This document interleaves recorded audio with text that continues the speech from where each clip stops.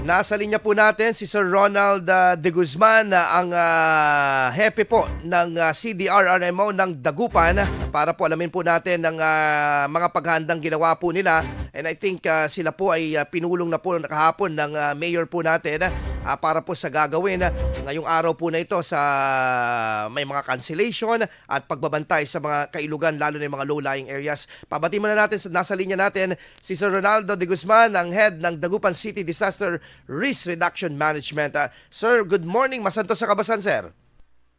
Idol Mark, good morning at sikay namin. Sansaray, dumarang na tayo. Kabasan, masanto sa kabasan at sikay namin. Sa panahon po na ngayon, busy na naman for sure. Naka 24 oras na lang po kayo nito, 48 oras hanggang makalabas po itong bagyo. Ano pong paghahanda ang ginawa po ninyo? At I think nagkaroon po ng pagpupulong kahapon with Mayor Belen, sir? Opo, nagkaroon na po ng pre-disaster risk assessment po kahapon ng umaga. Dahil po dito sa bagyong Christine, and bawat konaran may mga inatasan na pong tasking ng ating mahal na mayor para sa atin, para sa paghahanda at pagsiguridad sa kaligtasan ng ating mga karesidente po dito sa Dagupan. Apo, yung pong mga low-lying areas po, ito given naman po ito, yung island barangay, yung mga ibang low-lying areas na barangay po natin na kahit may ulan o wala, binabaha po dahil ito nga, pinaproject na pinapataas nga yung kanilang mga kakalsadahan at saka yung kanilang mga lugar para at least hindi na po sila mabaha, pero naabutan nga po nitong bagyong si Christine. Ano po ang ginagawa po nating monitoring dito, Sir Ronaldo? Balik ko na rin, since Monday pa po, nakipag-coordinate tayo sa mga barangay. Nag-issue na kasi kaagad ang DILG ng instruction tapos weather advisory. Kaya pinaikot na po natin hanggang kahapon din po. Ang priority natin ngayon ay yung mga coastal areas po natin at yung island barangays natin. Dahil nga, yung sabi nga ni Pag-asa, may possible na banta ng storm surge po. Opo. Kaya ito yung utmost priority natin. Itong mga barangays natin along the Sinungkalan Pantal, binabantayan din siya pero hindi naman siya medyo alarming kasi ito pa yung ngayon, balik kaninang madaling araw lang nag-start na umulan. Opo. Then yung water level ng Sinungkalan is nasa below alert level pa. Bagaman, ang pinaghahandaan natin dito ay yung lakas ng hangin na pwedeng tangayin yung bubong ng mga temporary houses natin. Kaya as of Monday, inabiso na natin yung mga barangay na sana tulungan sana kami sa pag-iikot at pagbigay ng abiso sa mga karesidente natin na i-secure na po yung mga bahay nila kung pwede po may tali po sila dyan. I-tali na po. At yung may mga sanga-sanga ng punong kain na pwedeng sumangga sa kanilang bubong, bawasan na po ito. Opo. At if ever na rin din, kung talaga medyo alanganin talaga, nandyan na rin din yung mga evacuation center na kung pwede buksan na kaagad. At manatili na po sila doon at huwag nang untang lumala yung sitwasyon po. Ito pong mga itong mga evacuation centers po natin, Sir Ronald, for sure, ito po, activated na po ito ngayon para mag-accommodate kung sakaling may mga gustong lumikas na, lalo po yung mga nasa baybaying bahagi po ng Dagupan, Sir Ronald. Apo, as of yesterday po, instruction po ng ating local chief executive ay buksan na po yung evacuation center natin. So kasama na yung mga barangays, barangay halls natin, and yung mga schools natin na pwedeng gamitin as evacuation center.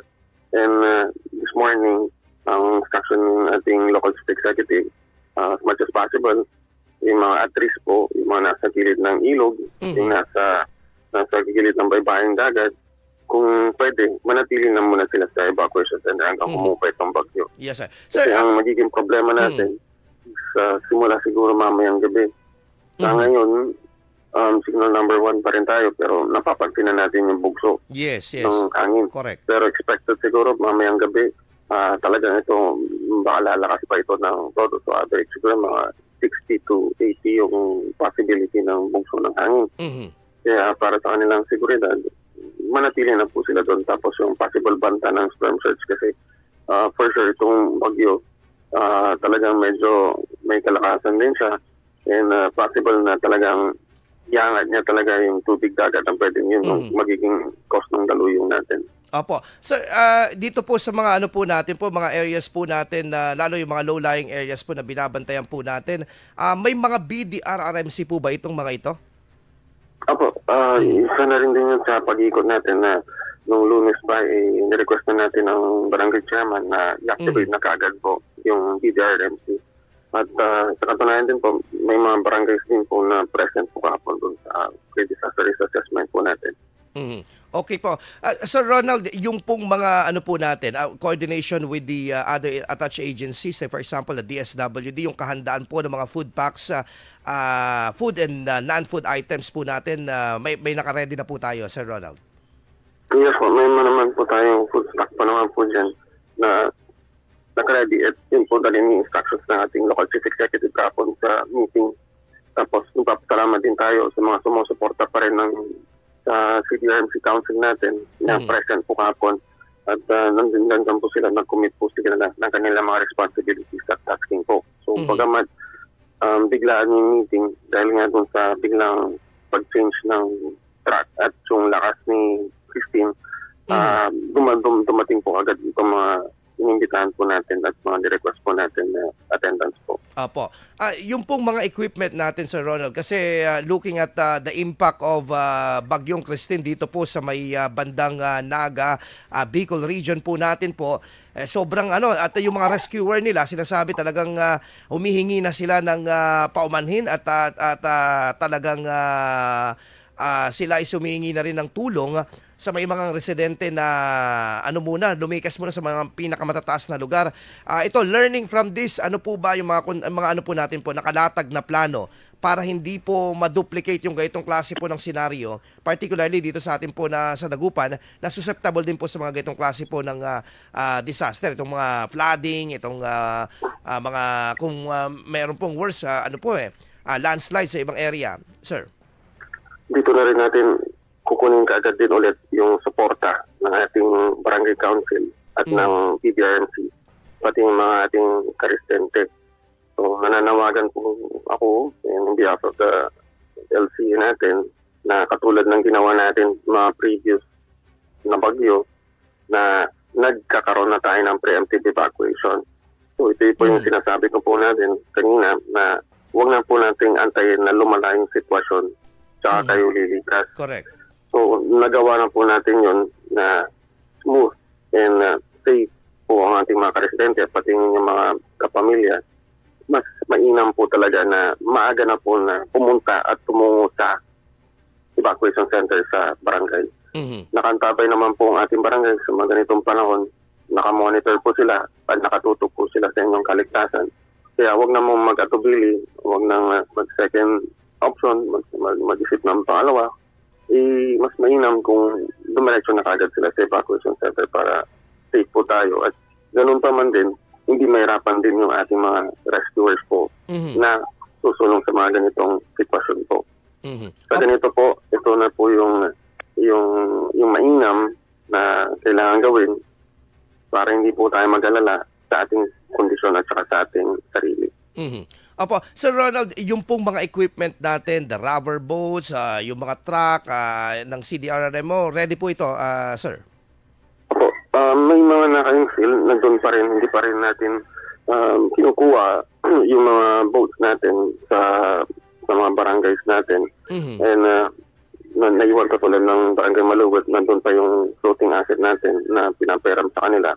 And this morning din, babalik natin yung isang boat din sa Bacayo Sur, possible sa mga low-lying barangays natin, especially dito sa Lasig Chico, and para magamit nila in case na may mga pagbaha na mangyayari po. Opo. Yung equipment naman natin, ihanda din po.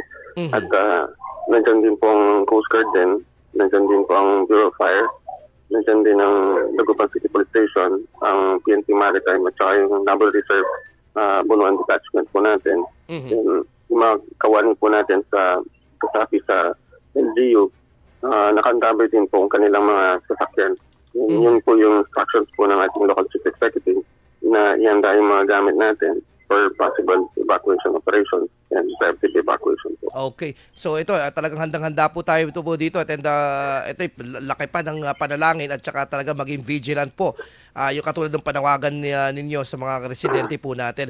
Sir, lastly na lang po, yung ating pong naranasan po ngayon na pagbaha, sir, ito po yung dulot po ng high tide ng 1 a.m. kanina po, sir, no?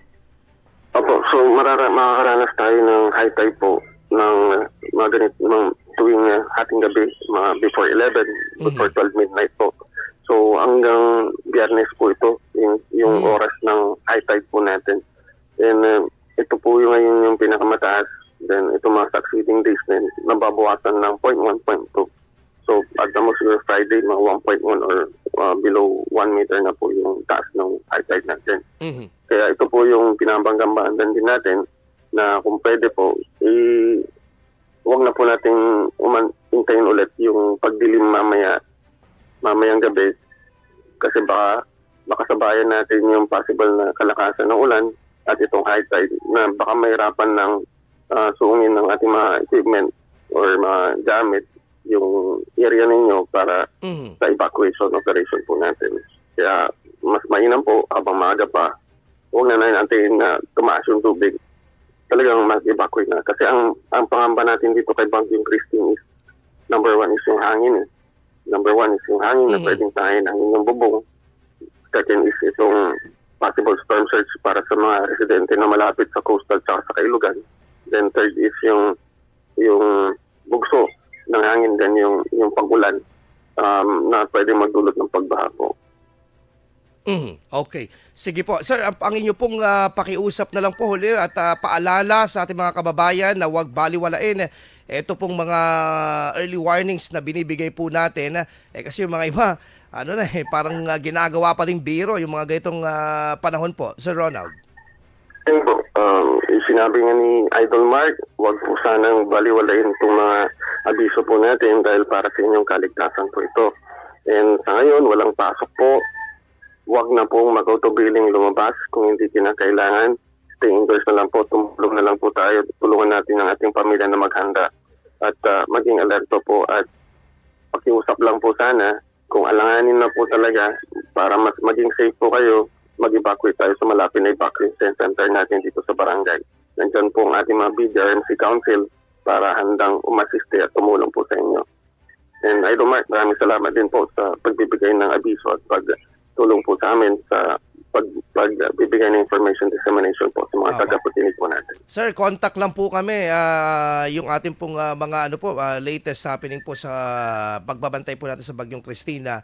Anytime, sir. Maraming salamat po. Yes, Idol Mark. Okay, thank you po. Sir Ronaldo De Guzman, ang head po ng Dagupan City CDRRMO.